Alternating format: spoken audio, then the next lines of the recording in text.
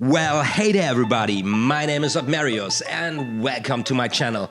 Welcome back to the tutorial series, No Limits of Control, the basics of card control in card magic. Guys, I'm super excited about today's video because this is the last one in the series and today we're gonna piece it all together in order to learn how to control a card to the bottom or the top of the deck in real life for real performance situations. If you are joining the party as an intermediate or advanced player in the game, there should be still something to learn for you in this video. If you are watching this as a bloody beginner, don't you worry, this tutorial is designed for you to easily follow along and everything you need to really catch up on what's happening later in this video, it's all covered in this tutorial series. All the links in the description box and of course in the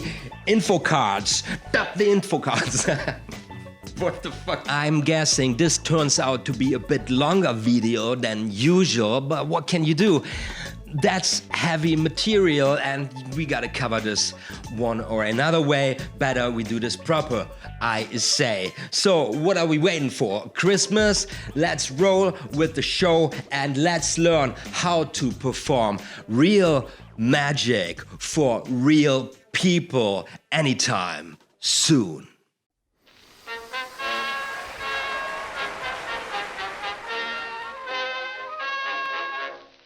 Now, before we get started here, please let me introduce you to one of my oldest and finest friends, Mike the Rat, also known in the streets as Mr. Fluffy Puffy.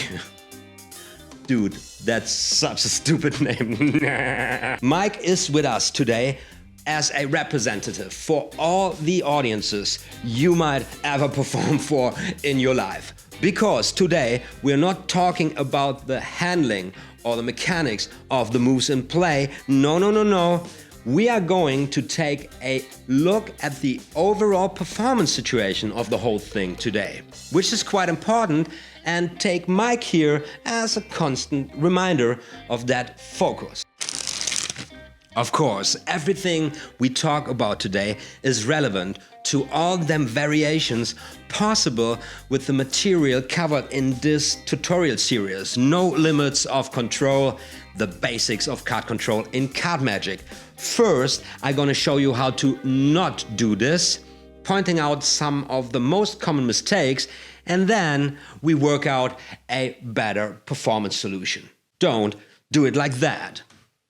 Dum-de-dum-de-dum-de. Man, Mike, what's up? Long time no see. You're looking fantastic. Yeah, I'm all right too. Thanks for asking. Magic is wonderful. You want to see a trick? Absolutely. This is how we roll. I'm going to riffle down the cards with my thumb and you're going to say stop anytime, okay? Here we go. And stop right there, Mike. Let's check out where you stopped me at. And it's the Two of Hearts. What a cheap card, just like the player.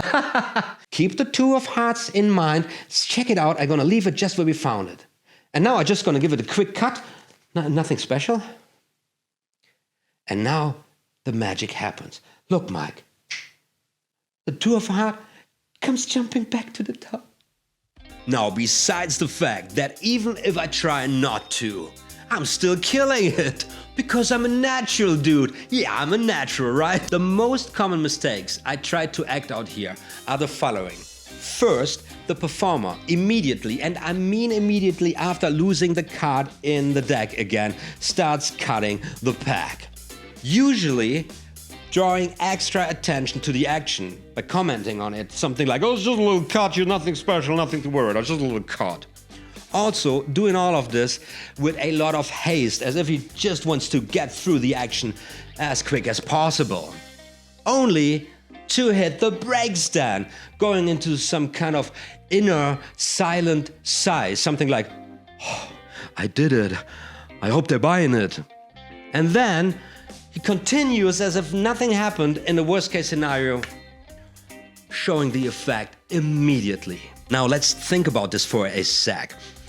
As soon as the selection goes back into the pack, Mike, pick another card here. Any card, doesn't matter. This one? Okay, now we're rolling with the 7 of clubs here. As soon as the 7 of clubs mingles itself with all them other cards in play, well, that's about it for Mike. Because Mike doesn't know anything about sleight of hand, how to catch a break, how to control a break, or about any other card control slide there is in card magic. You know, Mike is a little late puppet, yeah? So Mike, at that point, is pretty satisfied with the selection being lost in the deck. Mike is ready to proceed with the trick. What's next? And if you now bring the attention back to the cards to manipulate them in any way, of course, this begs the question in Mike's fluffy mind, why the heck is he doing that? And no matter the excuse or the misdirection you come up with, the intuitive answer in Mike's mind to that question is more plausible, more reasonable, more attractive. That must have to do something with the trick, even if Mike actually doesn't know shit. Now, how in the world do we avoid all them trouble? Well, that's not as difficult as you might expect it to be. As soon as the selection gets lost in the deck, you simply don't care about them cards anymore. I don't care about them cards. He doesn't anyways. He doesn't care, I don't care. You don't care, nobody cares. As long as you don't shift the attention back to the cards.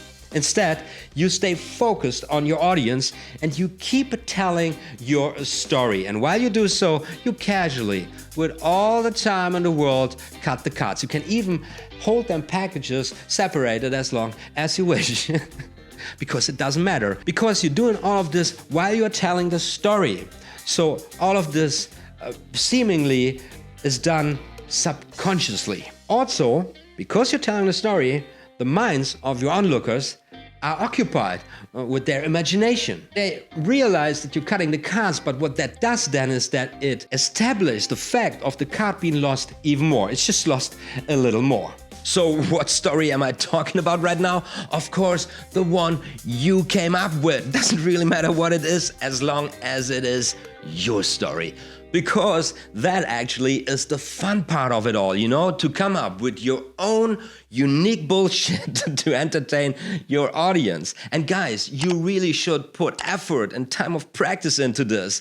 Just as much effort and practice as you guys usually put into your card handling skills. Because that's how you can make a difference from just performing tricks, you know, like everybody else, to actually entertaining your audience the way only you can do it.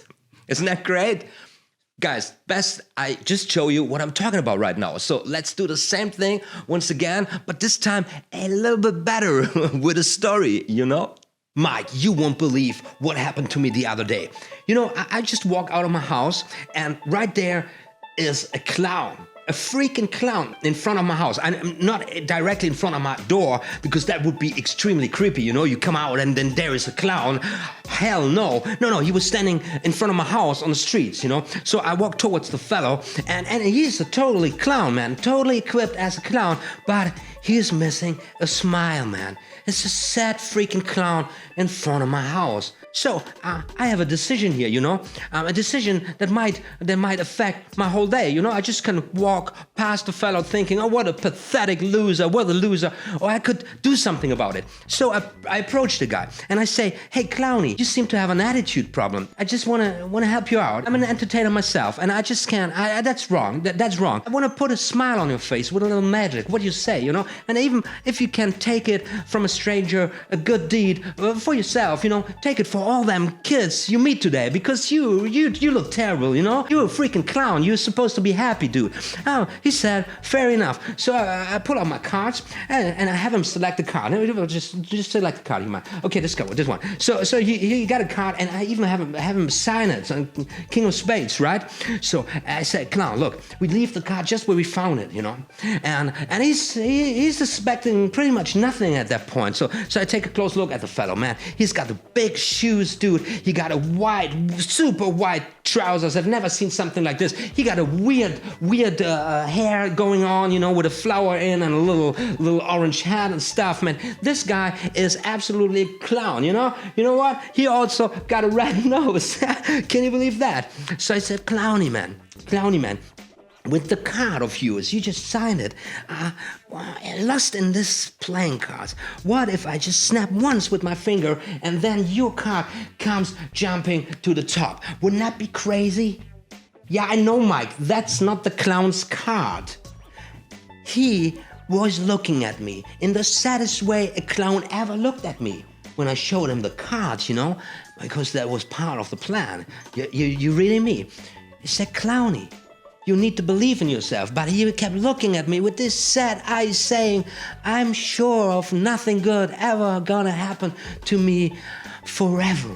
I said, clowny, you just need to believe. You just need to believe. And then the magic happened. And you believe what? That actually put a smile on his face, although the fellow hadn't brushed his teeth for a long time. Now, sure as hell, that wasn't the best performance you will ever see. How could it be? It was the first take, completely improvised over a rough idea that came to me a couple of days ago. A sad clown in front of my house and so on.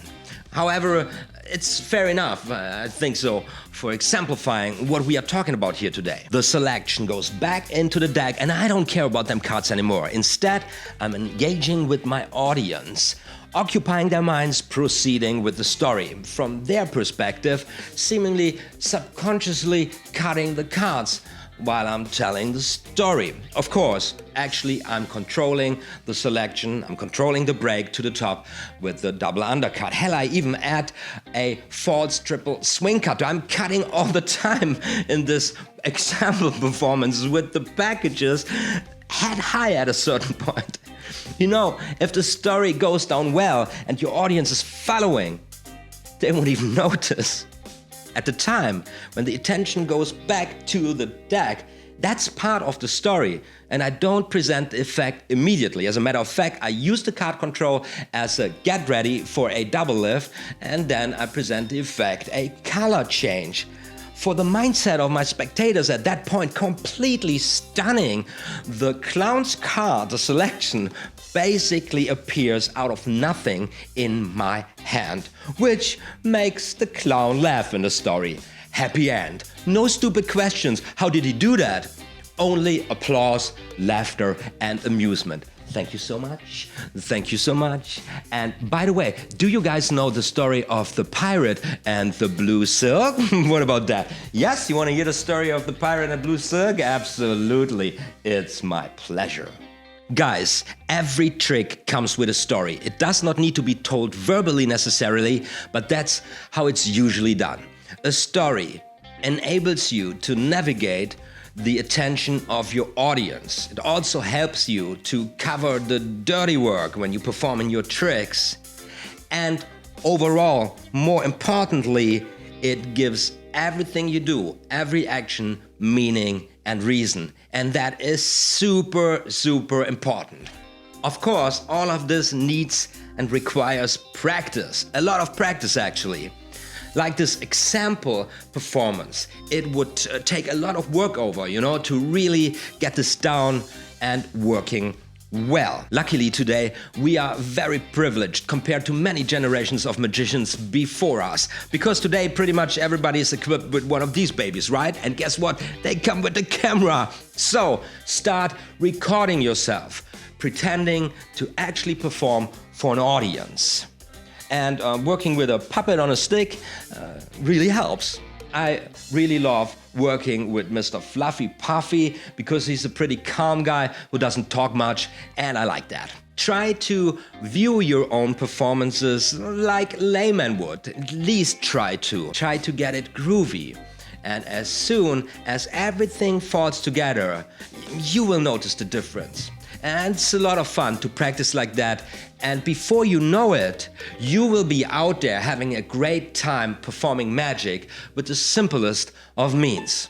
Well then, that was a lot for one video. One more thing to mention.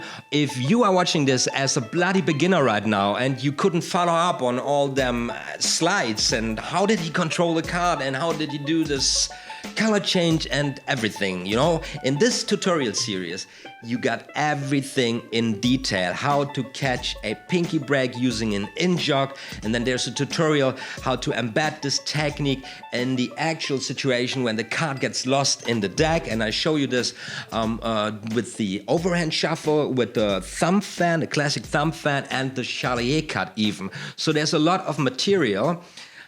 Feel free to start the whole series from beginning, and then you might even want to watch this video again and you will get the picture. Everybody, my name is Marius and this is just what I do. I hope you enjoyed the show. Thumbs up if so, make sure to hit double combo, subscribe and notification if you haven't already, to not miss what's coming up on this channel. A lot of great stuff in the making already for this year. Guys, it's time to stop this right now. Thanks for watching. You are awesome and you're gonna be more awesome every day. Oh man, I totally forgot about this. Oh, for the last video. Guys, of course, be sure more magical stuff is going to be uploaded very soon.